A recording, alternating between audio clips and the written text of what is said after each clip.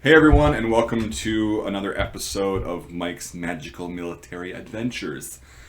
This is just a series where I'm kind of answering questions that I have been getting, well, basically since I started the channel, and people, I think I brought up once where I was wearing something and they found out I was in the military, who, again, like I said in the first episode, I view it as a job now, right? I don't need it for validation or anything like that. I really don't even talk about it on my channel. It's usually not relevant, but I figure, hey, you guys ask enough questions about this, I might as well just make this series so I can just reference it or have you watch it. So, in the last episode, I just talked about enlisting, and then briefly, kind of the first 6 months before I actually went to basic training, 'cause I was still in high school. Graduated very closely. I was on the D honor roll. It was a pretty amazing thing. And again, every other or every third one of these videos or special videos will be actually limited to just Patreon viewers and channel supporters. Because I originally had made a series like that for Patreon a couple years ago, but I'm going to make this one a little bit more chunked out and less ranty, if possible. So yeah, make sure you become a supporter on there if you want to see the entirety of this series, and I want to support the rest of my work, which as I get more support, I happen to be spending more money and getting more expensive stuff to make really cool videos on this summer, or this year is going to be awesome after I get some medical stuff taken care of. But for now, I'll just answer some questions. I'll just tell you what my experience was. Your mileage may vary, but I'll just tell you what it was like for me, because it might put to rest some misconceptions you have about the military. Now, again, this is not the same military as in 2021. Things are a lot different now. So if you're in now or you're thinking about joining, things have changed a lot, and I got out in 2012. So just put that into perspective.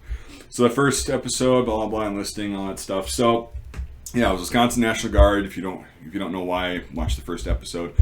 But so my ship date was, I forgot the actual original ship date, and I'll explain this in a second. It was sometime in July. I was supposed to go down with two guys that I went to school with and knew pretty well.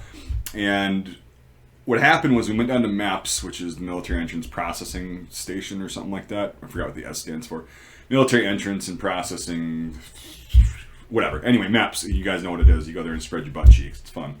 And anyway, so we go down to MEPs, and I was like literally 3 pounds over the maximum weight that was allowed for my height. Go figure, right? And I ended up not shipping with the other two guys that were now at this point very scared, because they were like, oh, well, you know the ranks and everything really well, and you know how to play the game a little bit, and we're not really familiar. And they were like, okay, well, I guess see ya. So they ended up going, and I was like, oh my God, crushed. I was like, God, Jesus, I'd been working all summer to lose weight and all that stuff, and whatever. But anyway, so I ended up not going, and my recruiter had to get a waiver from the state surgeon, but by that time I'd already lost the weight and everything, and good God. So anyway, ended up getting my own ship date of August 5th of 2008. And it was a long day, and you go to MEPS the night before, you stay over, and you go through the medical thing again, which I didn't have to do because I had that waiver. And then you just sit around all day, and then you get on your flight and you go down. And I was going to Fort Benning, Georgia. That's where the Infantry One Station Unit Training, or OSIT, takes place. It is a male-only training facility, or was at that point, which was interesting.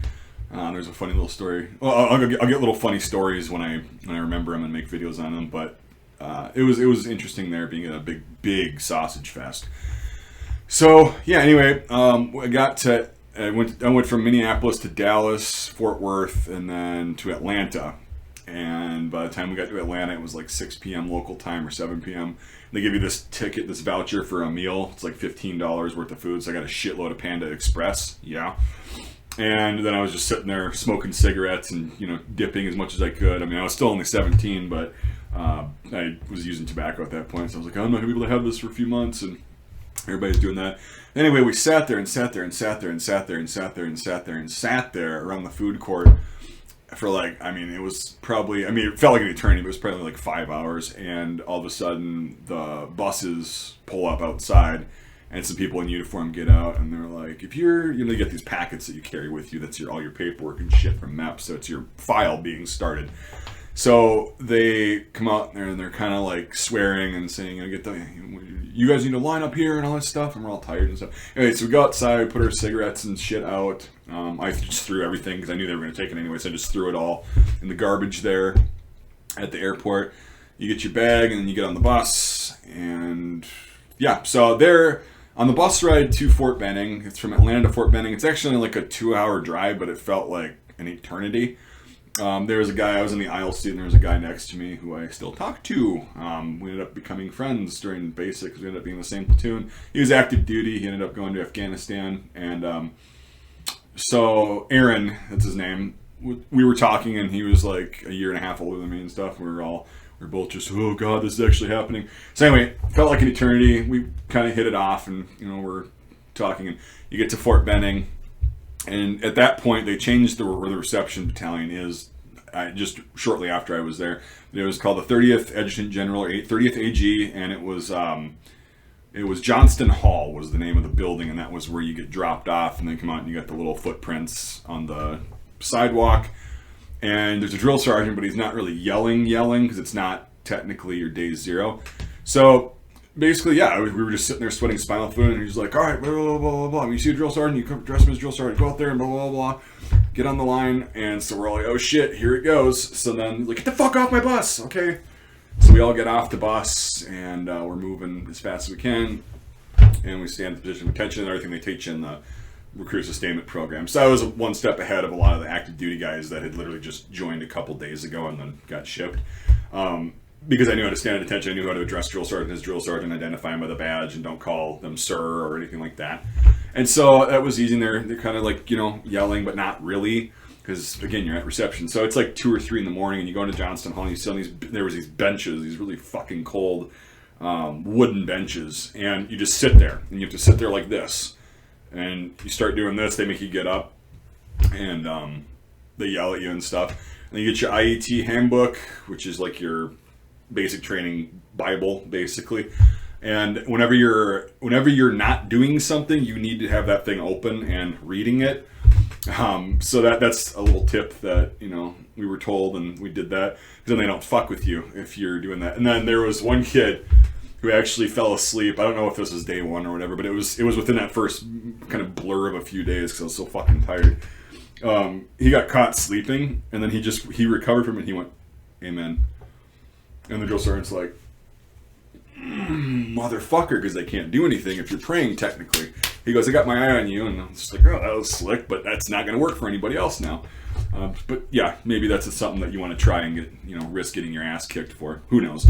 But so that was kind of the first night, and the first day was just miserable. I was just fucking tired, because I didn't sleep at MEPs. I was so excited / nervous and whatever, and I didn't sleep. I slept for maybe a half hour, 45 minutes. So at this point, I've been up for 2 days straight and not used to that. So the next day, I'll cut it off at this. We'll go to the first couple of days of reception, because they were actually very eventful. So we got, you get issued your clothing and shit, your PT stuff that you change into in the bottom of this building. You get your duffel bag, all that basic shit. And you parade it around, and then they brought us into our actual place where we'd be staying, the company area, Charlie Company in 30th AG. And so we're in this room, this classroom, basically, sitting pretzel style, and you got to sit there like this, and then they call your name, and you give them your packet and all that shit, and then you just basically, I just remember sitting in there, and it never seemed to end.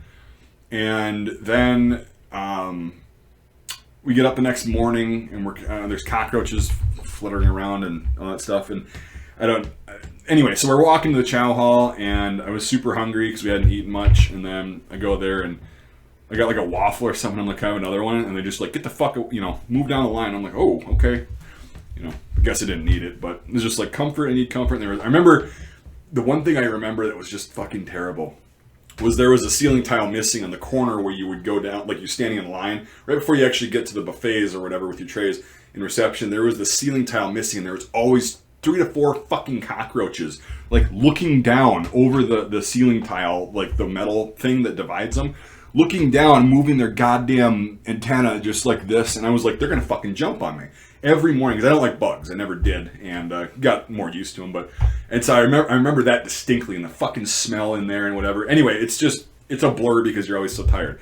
So we'll just end that here for today. That's what reception, the first like 24 or 36 hours was like for me.